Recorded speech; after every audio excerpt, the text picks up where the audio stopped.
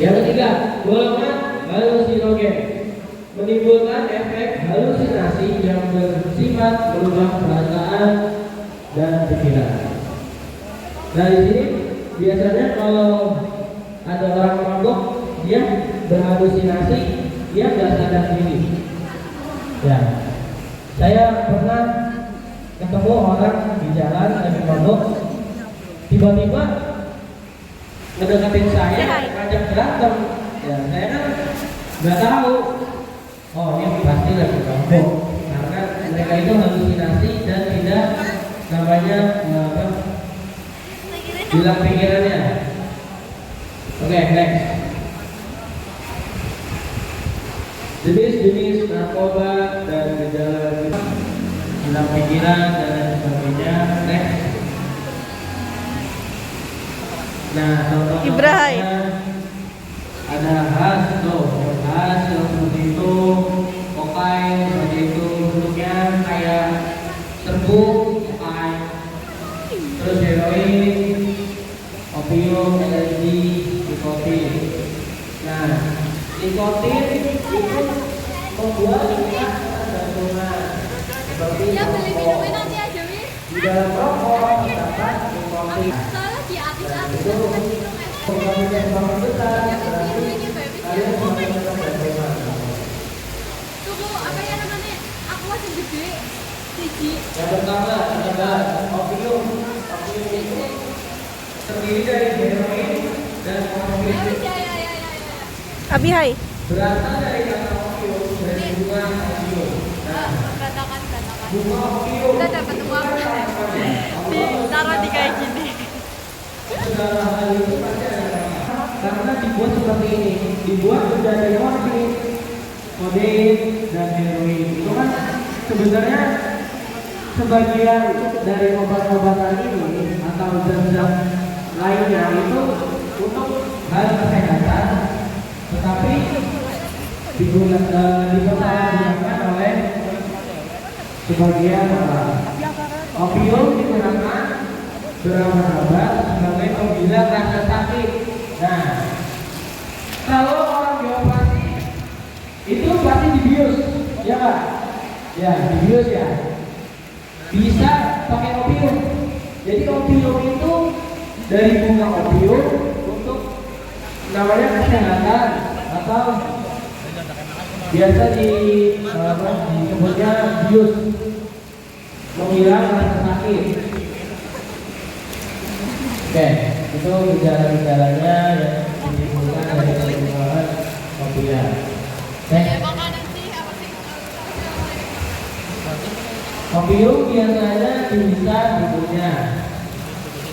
Menghisap opium mengarahkan unsur aktifnya pada aliran darah lebih cepat melalui paru-paru sehingga sampai ke otak. Kurang lebih saya juga termasuk ini oversize. Ya, olahraga, mengatur pola makan, tidur yang cukup itu sudah bisa mengurangi berat badan. Jangan kita tidak seharusnya kita memakai obat-obatan. Oke, saya mau cerita sedikit. Saya narkoba, narkotika dan obat-obatan terlarang. Atau NAUSA itu narkotika, psikotropika dan zat aditif adalah bahan atau zat yang mendapat perasaan dan perilaku. Nah, di sini kita garis bawahi pikiran, perasaan, dan perilaku. Ketika seseorang mengkonsumsi bahan-bahan berbahaya tersebut, kita bisa mengganggu kejiwaan seseorang tersebut. Bisa berupa dari pikiran atau perasaan atau perilaku mereka itu nanti akan berubah. Oke, next.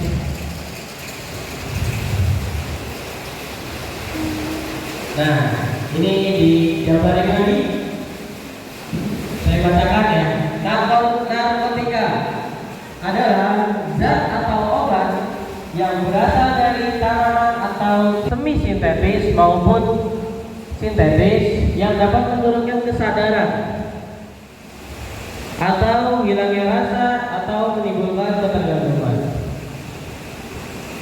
Selanjutnya psikotropika, yaitu zat atau obat alamiah atau sintetis, bukan narkotika yang berkhasiat psikoaktif. Psikotropika yang penggunaannya dapat menimbulkan ketergantungan baik psikologis atau fisik. Contohnya rokok.